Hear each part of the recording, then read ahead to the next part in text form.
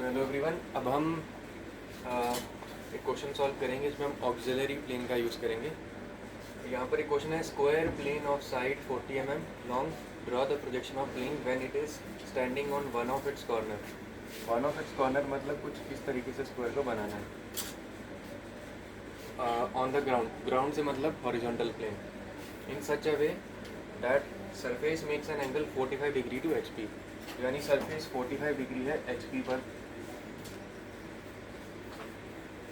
और उसका एक कॉर्नर एच पी पर है।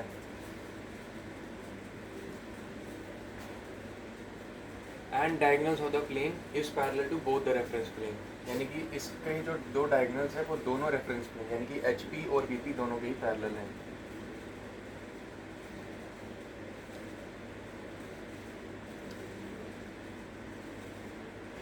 डायगोनल्स एच पी और वी पी के साथ पैरेलल हैं, ऐसे लिख देते हैं, पैरेलल डायगोनल्स एच पी और वी पी। सो इतना डाटा तो गिवन था और यहाँ से ये लेंथ तो 40 mm हो जाएगी।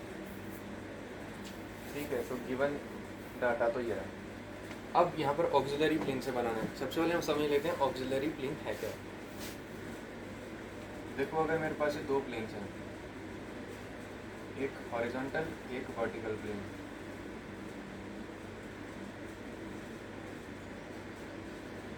ये वर्टिकल प्लेन मान लेते हैं वीपी और ये हॉरिजॉन्टल प्लेन मान लेते हैं एचपी।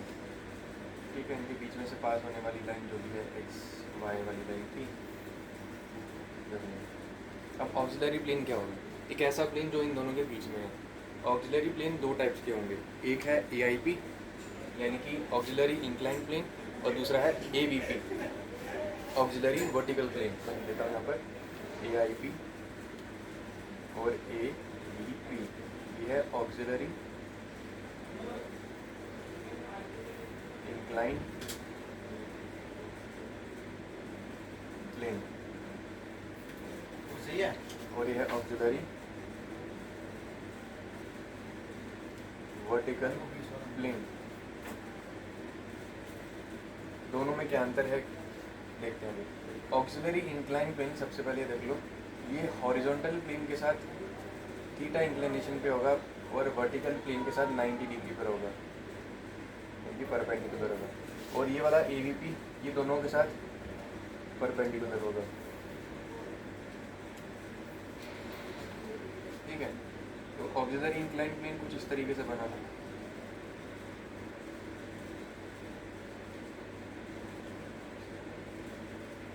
ये मेरा ए आई पी है, यहाँ से थीटा एंगल पर है और ये जो एंगल है वर्टिकल प्लेन के साथ ये 90 डिग्री। ठीक है, ऐसे कुछ होगा और ए बी पी दोनों के साथ 90 डिग्री पर होगा कुछ इस तरीके से।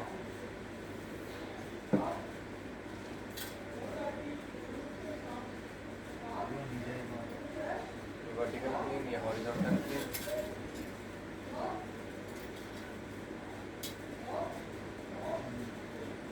यहाँ से 90 यहाँ से 90। ठीक है, तो एंटायरली एक अलग ही प्लेन होता है। तो होप सो इतना कॉन्सेप्ट क्लियर है। अब जा रहा है यहाँ पर देखो, मेरा इस क्वेश्चन में गिवन है कि ये जो स्क्वायर है इसके दोनों के दोनों डायगोनल्स दोनों के दोनों रेफरेंस प्लेन कौन से? हॉरिजॉन्टल और वर्टिकल प्लेन उससे पैरेलल है। अब मैं इन दोनों में से अगर मैं ए वी पी वाला ऑक्सिलरी प्लेन यूज़ करूँगा तो पॉसिबल है कि जो मेरे दोनों के दोनों डायगोनल्स है दोनों रेफरेंस प्लेन एच पी और वी पी के साथ पैरेलल हो। कैसे? अगर मैं एक साइड परपेंडिकुलर ले लूँ डायगोनल, मतलब जो डायगोनल है वो ए वी पी के परपेंडिकुलर ले लूँ और एक इसके पैरेलल ले लूँ कुछ इस तरीके से, ये वाला बिल्कुल इसके पैरेलल है और ये वाली लाइन, ये वाली जो लाइन है ये इसके परपेंडिकुलर है।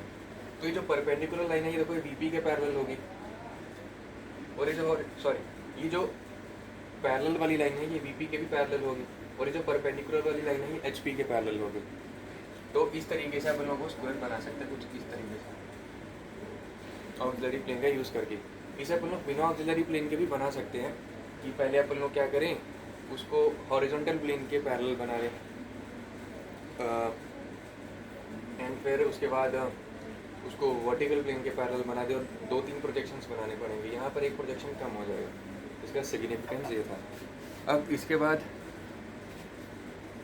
हम क्वेश्चन के अकॉर्डिंगली सिचुएशन को सॉल्व करते हैं।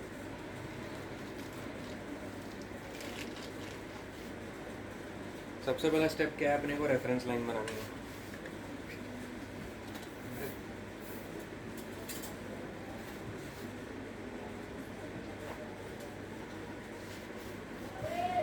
एक्स वाई करके रेफरेंस लाइन बनानी है। अब स्क्वायर जो था कुछ इस तरीके से बनेगा।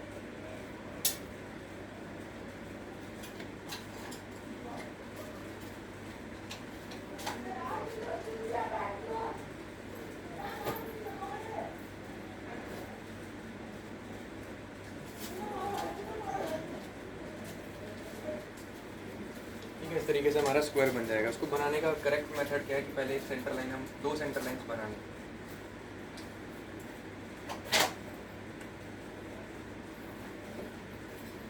और सेंटर लाइन से 45 डिग्री ऊपर एक लाइन खींचते हैं और यहाँ से 45 डिग्री खींचते हैं, फिर नीचे 45, नीचे 45 और कनेक्ट करते हैं, बस स्क्वायर बन जाएगा हमारा कुछ इस तरीके से, जिसका कॉर्नर हॉरिजॉन्टल प्लेन पर है।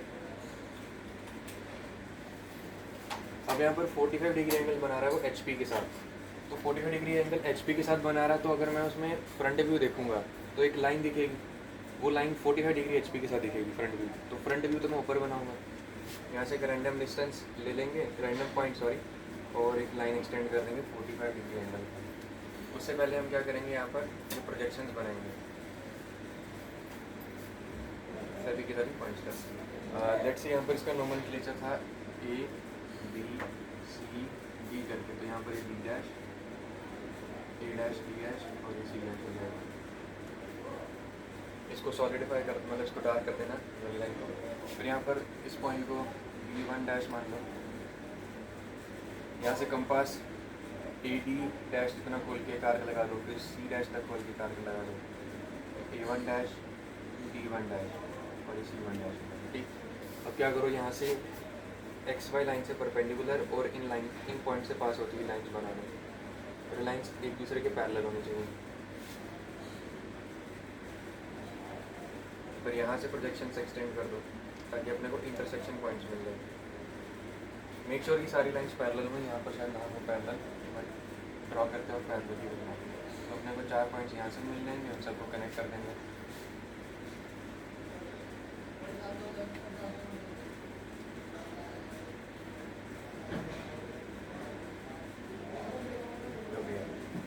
यहाँ पर इनका नेम हो जाएगा dash B dash A dash C dash, कुछ इस तरीके से।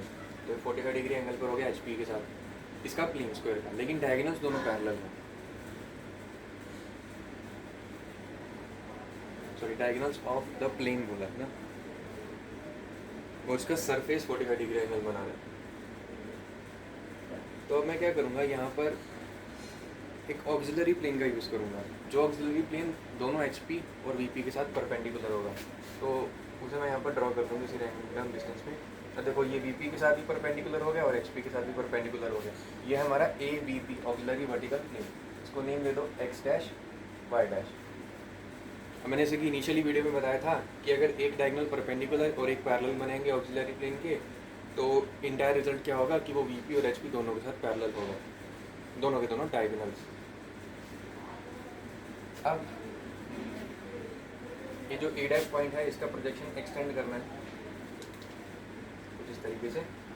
तो यहाँ पर B और C से पास होने वाली लाइन को भी एक्सटेंड कर दो, फिर D से भी कुछ इस तरीके से। अब क्योंकि B पॉइंट हॉरिजॉन्टल प्लेन पर ही लाई कर रहा है, मतलब कॉर्नर जो था हॉरिजॉन्टल प्लेन पर था, तो B डैश पॉइंट इस ऑक्सिलरी प्लेन पर भी रहेगा, क्योंकि जो ऑक्सिलरी प्लेन था ना ऐसे करके,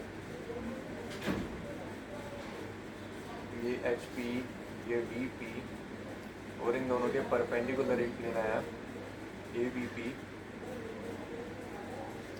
तो यहाँ पर जो हमारा स्क्वायर होगा उसका पॉइंट B तो यहाँ पर हॉरिजॉन्टल प्लेन में रहेगा, ये हॉरिजॉन्टल प्लेन तो वर्टिकल प्लेन, बाकी का ज्योमेट्री जो भी बनेगा जो है एज इट इज।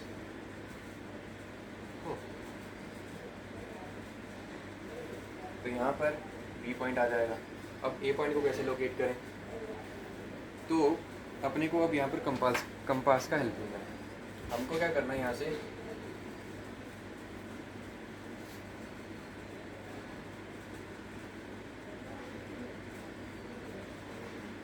हमको क्या करना है, ये जो रेफरेंस लाइन है ना एक्स वाई वाली, यहाँ से A1 डैश पॉइंट तक अपने को खोल लेना है। यहाँ से इतना खोल लेने के बाद कंपास को, ये जो E डैश लाइन से पास हो रही है, यहाँ पर जो इंटरसेक्शन मिला है, इस पर कंपास को रख के एक आर्क मार्क कर देनी है। ये होगा point number A. And similarly D dash के लिए भी करना है, और D डैश से पास होने वाली लाइन पर जो भी इंटरसेक्शन मिला वहाँ पर कंपास रखो, आर्क लगाओ, पॉइंट डी मिल जाए। और सी पॉइंट के लिए क्या करना है, यहाँ पर रेफरेंस लाइन पर रख के C1 डैश इतना कंपास को खोल लिया। अब यहाँ से C डैश से पास होने वाली लाइन यही है, अब यहाँ पर इस रेफरेंस पे लग के कट लगा दिया यहाँ पर, तो फाइनल ज्योमेट्री अपने को मिल जाएगी। सी पॉइंट है, बस यहाँ से इसको कनेक्ट कर दो। तो इस तरीके से इसे सॉल्व करना था। होप सो आपको क्लियर होंगे सारे कॉन्सेप्ट्स ऑक्सिलरी प्लेन के। इसके बाद भी हम ऑक्सिलरी प्लेन के कुछ क्वेश्चंस प्रैक्टिस कर सकते हैं, लेकिन मैं चाहता हूँ कि वो क्वेश्चंस हम खुद से प्रैक्टिस करें। तो होमवर्क के लिए मैं कुछ क्वेश्चंस दे देता हूँ, जैसे कि क्वेश्चन है, पॉज करें। सो ये वो होमवर्क क्वेश्चन है। यहाँ पर क्वेश्चन में क्या है, draw the projection of regular pentagonal plane of 40 mm side having its surface inclined 30 degree to HP and a side parallel to HP while inclined 60 degree to PP। मैं इस question को समझा देता हूँ, सॉल्व आपको खुद से करना है। इस क्वेश्चन में एक पेंटागोनल प्लेन है, पेंटागन कैसे बनेंगे, अगर ये हमारी रेफरेंस लाइन है x और y करके, तो इस रेफरेंस लाइन से एक परपेंडिकुलर लाइन खींच लेना, उस पर एक साइड के जितना यानी कि 30 mm जितना डिस्टेंस मार्क कर लेना और ए बी करके नाम दे देना। फिर यहाँ पर डी को रखते हुए कुछ इस तरीके से, यहाँ पर डी को रखते हुए ए को सेंटर मानते हुए 108 डिग्री के एंगल पर एक पॉइंट मार्क करना है इसे, और वहाँ से लाइट शेडेड मतलब लाइट या फेडेड लाइन ड्रॉ करनी है। सिमिलरली यहाँ से भी 108 डिग्री एंगल पर लाइन बनानी है। फिर कंपास 45 यहाँ पर 40 mm की लेंथ थी, तो ए बी के बीच में 40 mm लेंथ होगा। फिर कंपास 40 mm खोल के ए पर रख के एक कट लगाना, एक कट लगाना, पीछे दो टर्मिनल्स मिल जाएंगे। फिर इन दोनों पर रख करके एक आर्क यहाँ और एक आर्क यहाँ, तो एक और इंटरसेक्शन मिल जाएगा, तो सभी साइड्स मिल जाएंगी जिनको हम कनेक्ट कर सकते हैं। तो 10 हमारा पेंटागन बन जाएगा। ये एंगल 108 होगा, ये एंगल भी 108 होगा। अब पेंटागन तो बना लेंगे। अब इसके बाद क्या दिया है, सरफेस HP के इंक्लाइंड है, तो क्या करेंगे, रेफरेंस लाइन से क्या करेंगे, यहाँ पर इसका प्रोजेक्शंस बना देंगे, सभी पॉइंट्स के प्रोजेक्शंस को बनाएंगे। तो प्रोजेक्शन की जितना लेंथ हम मार्क करके रख लेंगे। यहाँ पर एक रैंडम पॉइंट लेंगे, अब वहाँ से कितना बोला है 30 डिग्री, 30 डिग्री की लाइन बना देंगे HP से। अब बस इन प्रोजेक्शंस के जितना डिस्टेंस यहाँ पर मार्क कर लेंगे, फिर उनके प्रोजेक्शंस को ड्रॉ कर देंगे। फिर यहाँ से प्रोजेक्शंस पास करेंगे, और जो भी इंटरसेक्शन मिल जाएगा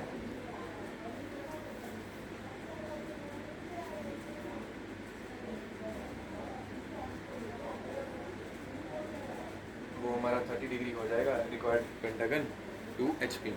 अब यहाँ से क्या करेंगे, एक रेफरेंस प्लेन लेंगे, क्योंकि यहाँ पर 60 डिग्री VP के साथ भी है, तो अब जो रेफरेंस प्लेन बनेगा ना, सॉरी ऑक्सिलरी प्लेन, वो VP यानी कि ये जो हमारी एक्स वाई वाली लाइन थी, इससे जो x डैश और y डैश वाली लाइन होगी वो 60 डिग्री पर होगी, तो ये वाला एंगल 60 डिग्री बनाना है।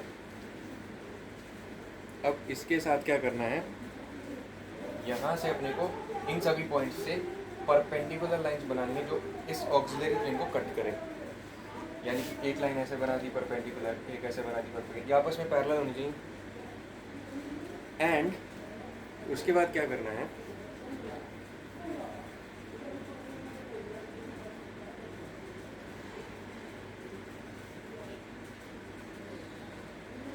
उसके बाद क्या करना है, ये जो प्रोजेक्शंस हमने मार्क किए थे रेफरेंस लाइन एक्स वाई से लेकर के उन प्रोजेक्शन उन आर्क्स का जितना डिस्टेंस खोलना है इस रेफरेंस प्लेन पर रख के कट लगाते जाना है और respective points A B C D ऐसे करके मिलना है। यहाँ पर भी आप वैसे ही किया था हमने, जैसे ना